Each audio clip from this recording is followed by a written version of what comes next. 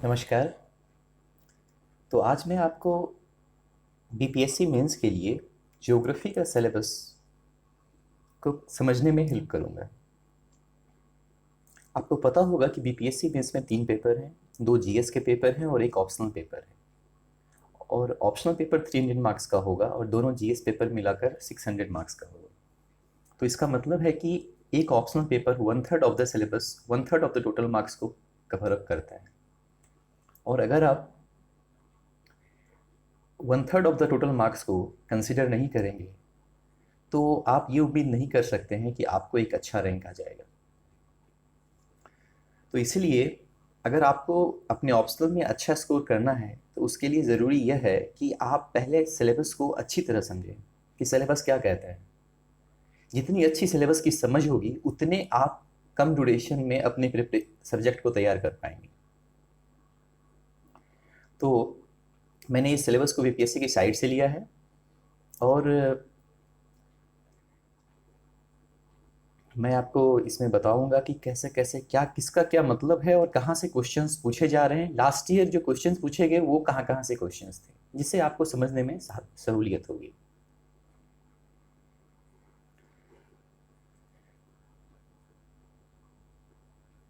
तो आप देख सकते हैं कि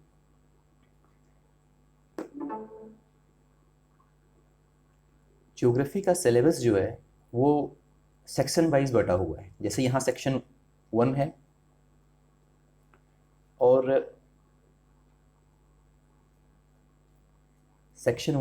इस सेक्शन 1 में आप देखेंगे भू आकृति विज्ञान, इसके कहते हैं जियोमॉर्फोलॉजी।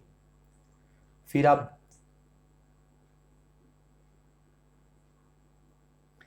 देख पाएंगे जलवायु विज्ञान, इसे कहते हैं क्लाइमेटोलॉजी, जिसमें क्लाइमेट की बात होगी कि वायुमंडल कैसा होगा, कहाँ हवा चलेगी, कहाँ पानी होगा, कैसा कैसा चक्रवात आएगा, कैसा साइक्लोन होगा, ये सब बात होगी। लेकिन अगर आप भू आकृति विज्ञान जिसको बोलते हैं जियोमॉर्फोलॉजी, जियो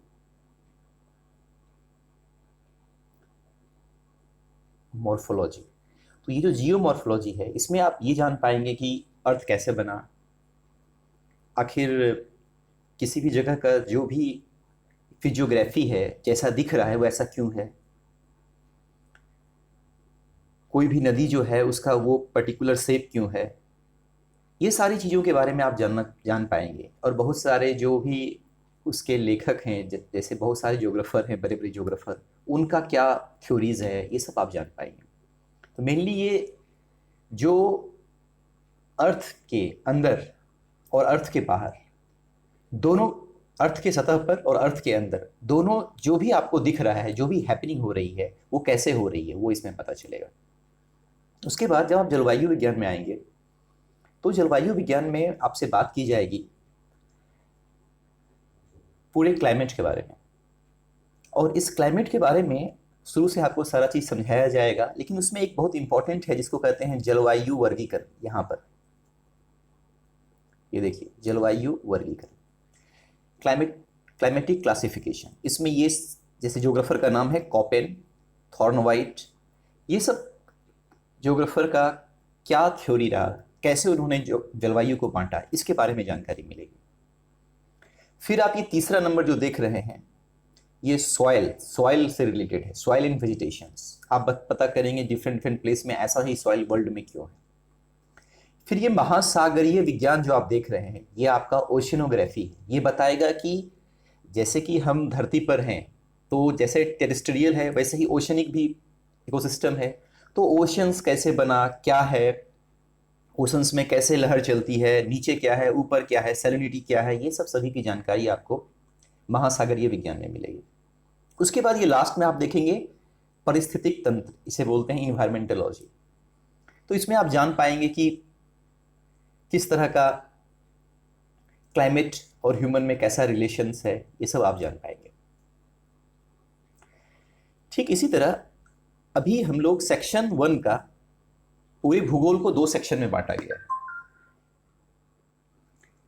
एक तो वो सेक्शन है जिसमें आप बात करते हैं, ये हमने बात किया फिजिकल ज्योग्राफी, ये जो आप देख रहे हैं भौतिक भूगोल, इसे बोलते हैं फिजिकल ज्योग्राफी।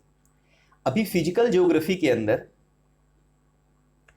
फिजिकल ज्योग्राफी हो गया, दूसरा पार्ट है मानव तथा आर्थिक भूगोल। मतलब इसका मतलब हो गया ह्यूमन एंड इकोनॉमिक ज्योग्राफी। इसमें आप बात करेंगे, ज्योग्राफी जो पूरा कंसिडर किया हुआ है, इसमें ऐसा समझा जाता है कि अर्थ पे लैंड भी है, अर्थ पे ओशन भी है, अर्थ पे क्लाइमेट भी है, और उसी तरह एक ह्यूमन भी है। ह्यूमन को भी उस ज्योग्राफी का पार्ट माना जाता है। फिर ह्यूमन कैसे रह रहा है, वो कैसे आगे बढ़ रहा है, वो अपने क्लाइमेट के साथ कैसे इंटरेक्ट कर रहा है, वह क्या क्या इकोनॉमिक एक्टिविटीज़ करता है, ह्यूमन की पॉपुलेशन कैसे बढ़ रही है, ह्यूमन घर कैसे बसाता है, ह्यूमन पॉलिटिक्स में कैसे इंगेज है, ये सारी चीज़ों की बातचीत होगी। तो आप, ये सेकंड है ह्यूमन एंड इकोनॉमिक ज्योग्राफी, जिसको आप बोलेंगे ह्यूमन एंड इकोनॉमिक ज्योग्राफी। तो इसमें आप पहला देखेंगे, ये है भौगोलिक चिंतन का विकास। ये है कि सब ज्योग्राफी जो सब्जेक्ट है, वो सब्जेक्ट कैसे इवॉल्व किया, एज ए सब्जेक्ट ज्योग्राफी का कैसे डेवलपमेंट हुआ, आज जो ज्योग्राफी जिस रूप में है वो इस रूप में कैसे आया। तो उसमें हम लोग ये बात करेंगे कैसे यूरोपियंस, कैसे ब्रिटिश लोग भू ज्योग्राफी के डेवलपमेंट में अपना हेल्प किए, आज के डेट में ज्योग्राफी को कैसे सोचा जाता है, ये सब हम लोग करेंगे। उसके बाद दूसरा आप देखेंगे मानव भूगोल, ह्यूमन ज्योग्राफी। इसमें आप बात करेंगे कि ह्यूमन की कौन कौन सी नस्ल है, कहाँ कहाँ से आई है, उनका कैसे कल्चर डेवलपमेंट हुआ है। अंतर्राष्ट्रीय प्रव्रजन, इससे बहुत क्वेश्चन आता है माइग्रेशन से रिलेटेड, कैसे इंटरनेशनल माइग्रेशन हो रहा है लोगों का, वर्ल्ड में एक कैसे पॉपुलेशन का इंक्रीज पॉपुलेशन हो रहा है, उसकी कैसे वृद्धि है, ये सारी चीज़ें आप पढ़ेंगे। तीसरा है बस्ती भूगोल, जिसको हम लोग बोलते हैं सेटलमेंट ज्योग्राफी। तो इसमें आप ये पढ़ेंगे कि कैसे ग्रामीण और कैसे गांव में लोग सेटल होते हैं, कैसे शहर में लोग सेटल होते हैं, कैसे सेटल होने से ज़्यादा अच्छा है। जैसे देखिए आप चंडीगढ़ को देखिए, वो एक प्लान्ड सिटी है, लेकिन आप पटना को देखिए, वो अनप्लान्ड सिटी है। तो इस तरह की कैसे सेटलमेंट होता है, क्या सेटलमेंट खुद से अपने से ग्रो करता है या उसके लिए हमें कुछ करने की ज़रूरत पड़ती है, वो सारी चीज़ों को हम इसमें पढ़ेंगे। फिर देखिए लास्ट में आएगा राजनीतिक भूगोल। तो राजनीतिक भूगोल जिसको बोलते हैं पॉलिटिकल ज्योग्राफी।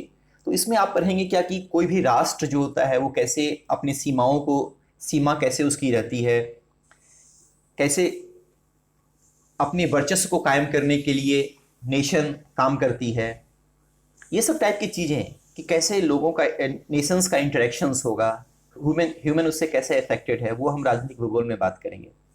उसके बाद आप आएंगे तो फिर देखेंगे आर्थिक भूगोल। ये जो आर्थिक भूगोल है इसको हम लोग बोलेंगे इकोनॉमिक ज्योग्राफी। ये इकोनॉमिक ज्योग्राफी हो गया। तो इसमें हम लोग ये देखेंगे कि वर्ल्ड में रिसोर्सेज क्या क्या है, क्या क्या रिसोर्सेज है, और अभी जैसे एनर्जी अगर रिसोर्सेज है उसकी क्या प्रॉब्लम्स है, क्या अपॉर्चुनिटीज़ है। जैसे एग्रीकल्चर के लिए तो वर्ल्ड में एग्रीकल्चर कैसे कैसे खेती हो रही है, कहाँ कहाँ क्या खेती हो रही है। व्यापार है, अगर इंटरनेशनल ट्रेड हो रहा है तो किस तरह से ट्रेड हो रहा है, अभी क्या कुछ चेंजेस आए हैं या ये नहीं। तो इस तरह आपने ये देखा कि सेक्शन 1 में, ज्योग्राफी के सेक्शन 1 में आपने ये पाया कि सेक्शन वन के दो पार्ट हैं। पहला पार्ट है जिसको बोलते हैं भौतिक भूगोल, फिजिकल ज्योग्राफी, जिसमें आपने ये 5 सेक्शन देखा। इसी के अंदर सेक्शन 1 के अंदर दूसरा पार्ट है ह्यूमन एंड इकोनॉमिक ज्योग्राफी, मानव तथा आर्थिक भूगोल, जिसमें आपने ये देखा कि कैसे कैसे उसमें भी 5 सेक्शन है। तो ये जो आपने सेक्शन 1 को पूरा पढ़ा, ये पूरा सेक्शन 1 जो है वो जनरल है नेचर। ये जो सेक्शन 1 है ये एक तरह का जनरल है, जनरल, एक तरह से कह सकते हैं कि geography in general, geography in general है सेक्शन 1। अब फिर अगर आप आएंगे सेक्शन 2, तो सेक्शन 2 होगा ज्योग्राफी इन स्पेसिफिक, इसको बोलेंगे geography in specific, Jio in specific. अब ये जियो इन स्पेसिफिक कुछ भी नहीं है। अगर आपका सेक्शन 1 अच्छा है तो इसका मतलब है आपका सेक्शन 2 ऑटोमेटिक अच्छा हो जाएगा, क्योंकि सेक्शन 1 में जितने चीज़ें आपने पढ़ा, चाहे वो फिजियोग्राफी पढ़ा, चाहे वो ओशनोग्राफी पढ़ा, चाहे वो उन्होंने आपने वहाँ पर इकोनॉमिक ज्योग्राफी पढ़ा, ह्यूमन ज्योग्राफी पढ़ा, उसका डायरेक्ट एप्लीकेशन इंडिया में क्या है। देखिए यहाँ वर्ड है ना इंडिया। इंडिया में ज्योग्राफी आखिर कैसा होगा, इंडिया की ज्योग्राफी कैसी होगी, फिर उसी सारे टॉपिक पे, उसी सारे सेक्शन वाइज हम इंडिया की ज्योग्राफी को डिस्कस करेंगे। देखिए पहला टॉपिक है भौतिक पहलू, जहाँ पे हम लोग ये बात करेंगे कि फिजिकल क्या है इंडिया का, कैसे कैसे इंडिया बना, इंडिया का क्या कंसिडर, उसका मानसून कैसा है, ये सब हम लोग बात करेंगे। दूसरा है मानवीय पहलू। मानवीय पहलू में से ह्यूमन ज्योग्राफी आ जाएगा कि यहाँ के आदिवासी क्षेत्र क्या है, उनकी क्या समस्या है, जनसंख्या कैसे चल रहा है, ये सब आप डिस्कस करेंगे। फिर आप रिसोर्सेज की बात करेंगे, कृषि की बात करेंगे। फिर आप उद्योग, इंडिया में आप बात ये करेंगे कि इंडिया में भाई जैसे इंडिया में ट्रेड का क्या, इंडिया में एग्रीकल्चर कैसा है हो गया। फिर इंडिया में इंडस्ट्री कैसी है, इंडस्ट्री के बारे में आप यहाँ बात करेंगे, इंडस्ट्री कैसे। उसके बाद ट्रांसपोर्टेशन और ट्रेड की बात करेंगे। उसके बाद सेटलमेंट की बात करेंगे। फिर सेटलमेंट हो जाएगा, फिर आप करेंगे कि ये जो एक टॉपिक है इसको हम लोग बोल रहे हैं regional development, regional development and planning. तो से अभी आपने पहले देखा पिछले सेक्शन में कि कैसे सेटलमेंट की बात किए थे, ग्रामीण सेटलमेंट और शहरी सेटलमेंट की बात कर रहे थे। उसी तरह यहाँ पर इंडिया में देखेंगे कि इंडिया में रीजनल डेवलपमेंट कैसे हुआ है, सारा लोगों का सही से डेवलपमेंट हुआ है या नहीं, प्लानिंग कैसा है, लोगों को कैसे सेटल किया गया है। देखिए इसके अलावे आप ये इंपॉर्टेंट देखिए राजनीतिक पहलू। ये राजनीतिक पहलू जो है ये आपका हो गया पॉलिटिकल ज्योग्राफी, इंडिया के रिलेटेड, इंडिया का क्या इंटरनेशनल रिलेशंस है, इंटरनेशनल बॉर्डर पे कैसे चल रहा है, हिंद महासागर जो हमारी इंडियन ओशन है उसमें क्या जियो पॉलिटिक्स चल रही है, उसके बारे में बात करेंगे। इन सभी के बाद आप फिर से जाएंगे, एक स्ट्रेस दिया जाएगा बिहार के बारे में कि बिहार की प्राकृतिक कैसी है, उसकी मिट्टियां कैसी है। आपने क्या देखा, सेक्शन 1 में आपने ज्योग्राफी एज जनरल पढ़ा, फिर सेक्शन 2 में अभी तक आपने इंडिया के बारे में उसी चीज को अप्लाई किया। अब आप ये जो लास्ट पोर्शन देख रहे हैं, ये छोटा सा ये पोर्शन, इस पोर्शन में वो सारा चीज बिहार में अप्लाई करना है। बिहार की मिट्टी कैसी होगी, बिहार का वन कैसा होगा, बिहार की जलवायु कैसी होगी, कैसा बाढ़ग्रस्त एरिया, बिहार का कोयला प्रमुख कैसा, मतलब बिहार में कैसा रिसोर्सेस है, बिहार की जनसंख्या के बारे में एवरी चीज इन बिहार में। देखिए सेटलमेंट के बारे में, यहाँ नगरीकरण प्रारूप क्या है, इसे क्वेश्चन आता है। तो इस तरह ये सारा आपने देख लिया। अब मैं आपको ये दिखाऊंगा कि लास्ट ईयर के क्वेश्चंस कहाँ से आए। अगर आप अब देखें लास्ट ईयर के क्वेश्चंस कहाँ से आए, अब हम लोग वो देखेंगे।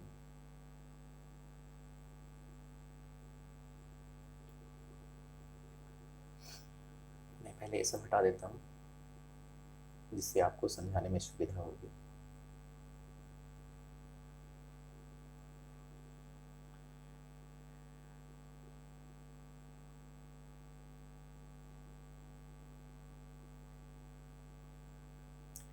अब देखिए, अब आप लास्ट ईयर के क्वेश्चंस को देखिए तो आपको बहुत कुछ क्लियर आ जाएगा। देखिए अगर आप लास्ट ईयर के क्वेश्चंस देखेंगे 64th, मैं बात कर रहा हूँ 64th की, तो 64th में देखेंगे तो सबसे पहला क्वेश्चंस देखिए यहाँ पर है,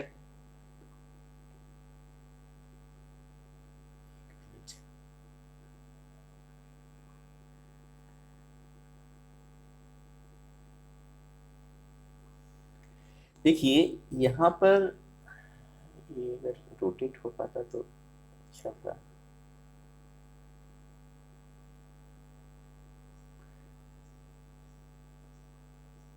ठीक है, इसे इसमें देखिए प्लेट टेक्टोनिक्स की बात कर रहा है, इसमें बात कर रहा है पहले क्वेश्चंस में। तो फिर आप इसमें देखिए लास्ट 64th में पहला क्वेश्चन पूछा है, critically examine plate tectonics and explain its relation to evolution of major landforms features on the surface of the earth. तो ये जो प्लेट टेक्टोनिक्स है, ये पहला क्वेश्चन जो आपका है, ये क्वेश्चन पूछा गया है। आप यहाँ देखिए,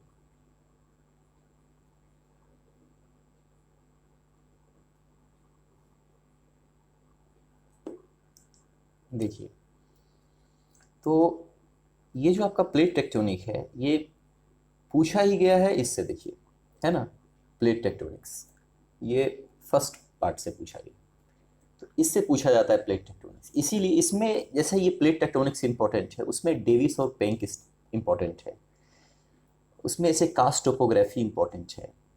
तो जैसे ये पॉलीसाइक्लिक भू आकृतियाँ, ये सब इंपॉर्टेंट है। तो इसमें करना क्या है आपको कि आप कम समय में अगर इसे तैयार करना चाहते हैं तो आप कुछ सिलेक्टिव चीज को तैयार कर सकते हैं। फिर देखिए आपको दूसरा दिखा रहे हैं, अगर इसमें आप आए,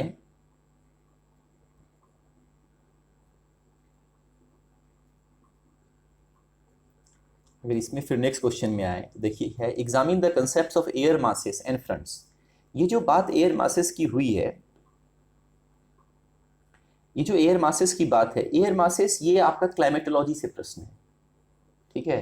एक चीज और गौर कीजिए, देखिए ये फ्रंट, ये ना, ये एयर मास, ये फ्रंट, ये सब वेरी क्या बोलते हैं, बहुत ही पॉपुलर टॉपिक्स हैं जिसको आपको तैयार कर सकते हैं डायरेक्ट, ये सब पॉइंट आप तैयार कर सकते हैं अगर आपको जल्दी में करना है तो, ठीक है।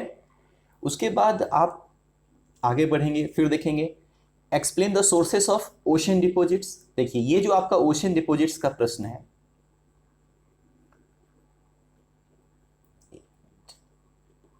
ये देखिए, ये आपका ओशन डिपॉजिट का जो प्रश्न है, ये जो आपका यहाँ टू बी नंबर क्वेश्चन है ओशन डिपॉजिट्स, ये आपका ओशनोग्राफी का क्वेश्चन है। आपको मैं दिखाता हूँ ओशनोग्राफी में, देखिए आप देखिए ओशनोग्राफी में आप देखिए जल, इससे पहला क्वेश्चन जलवायु विज्ञान का था, तो वो बात कर रहा था इसके बारे में, देखिए वो बात कर रहा था चक्रवात के बारे में, बोल रहा था ना फ्रंटोजेनेसिस के बारे में, चक्रवात के बारे में बात कर रहा था, है। अभी महासागरीय विज्ञान से वो पूछ रहा है कि भाई आप बताओ कि महासागर में कहाँ क्या मिलती है, क्या उसका रिसोर्सेस के बारे में, ये सब प्रश्न आपका देखिए यहाँ से पूछा जा रहा है प्रश्न महासागरीय विज्ञान का, यहाँ से प्रश्न, यहाँ से प्रश्न है आपका, देखिए इस टॉपिक से आपको प्रश्न पूछते हैं। तो अगर आप देखेंगे तो बहुत सिक्वेंसली बीपीएससी क्वेश्चन पूछ रही है। उसके बाद discuss the factors involve in soil formation and their role in global distribution of soil. देखिए ये भी आपका सेक्शन 1 से क्वेश्चन है। अब सॉइल फॉर्मेशन देखिए, ये आपकी जो मृदा की बातें हो रही है, ये मृदा वाली जो बातें हैं वो आपकी सॉइल फॉर्मेशन से हो रही है।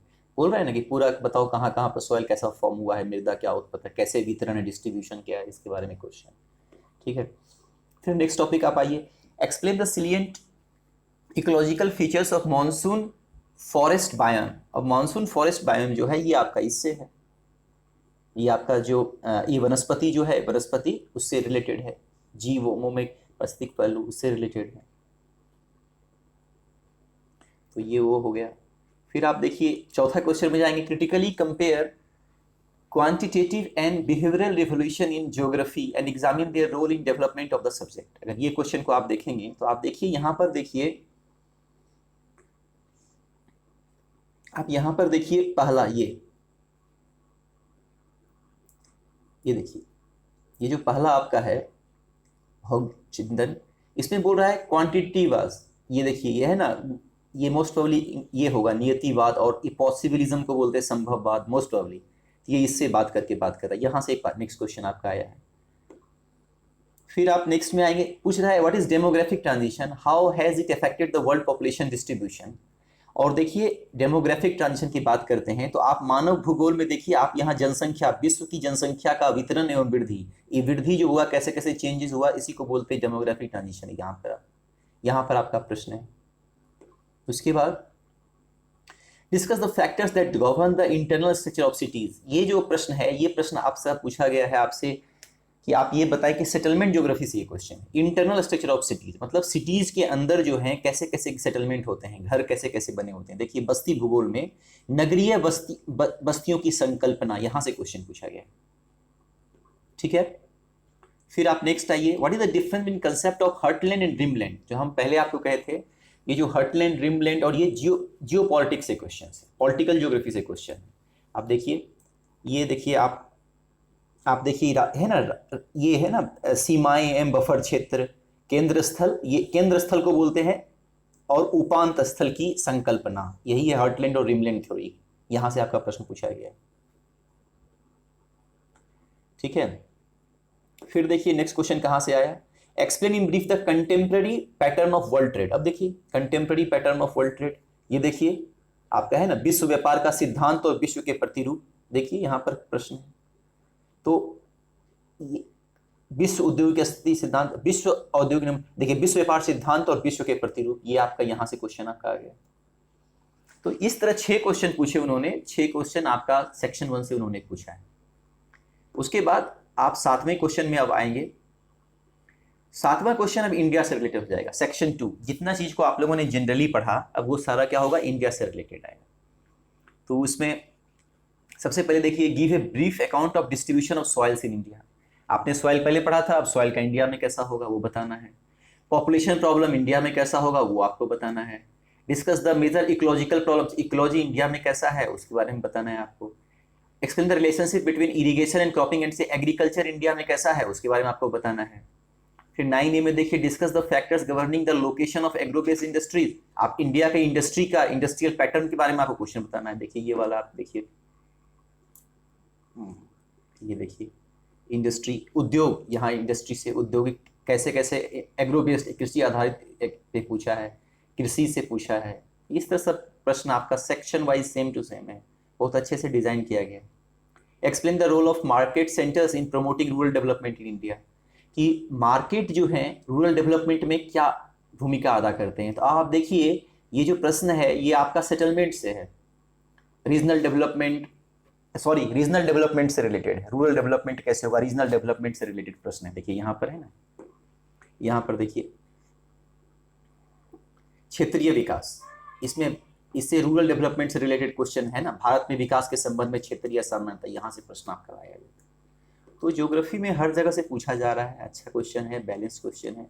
Explain urban development problems in Bihar and cyst. अब देखिए, अब जो लास्ट सेक्शन आपने देखा, ये जो ये लास्ट का आपने सेक्शन देखा है, ये पार्ट, अब देखिए आगे के 3 क्वेश्चन ये तीनों इसी से है।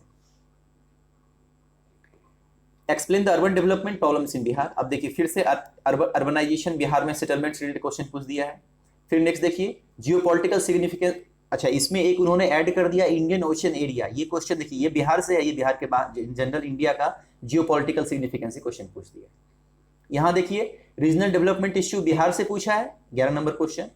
और 12 नंबर क्वेश्चन देखिए, bring out the pattern of agriculture in Bihar. Bihar में एग्रीकल्चर का पैटर्न कैसा है। तो 3 क्वेश्चन मेनली बिहार से था, उसके अलावे इंडिया से 3 डायरेक्ट रिलेटेड क्वेश्चंस थे।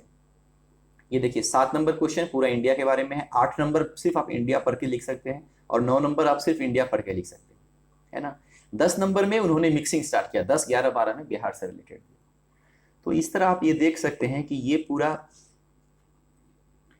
पूरा सिलेबस पे आपको ध्यान रखना पड़ेगा अगर आप 300 मार्क्स की प्रिपरेशन कर रहे हैं। अगर आप लोगों में कोई भी ये सोचते हैं कि आप SDM और DSP के लिए टारगेट करेंगे या कुछ अच्छा और पोस्ट के लिए टारगेट करेंगे जिसमें टॉप बहुत अच्छी रैंक आनी चाहिए, तो उसमें आपको मेंस में अच्छा करना है।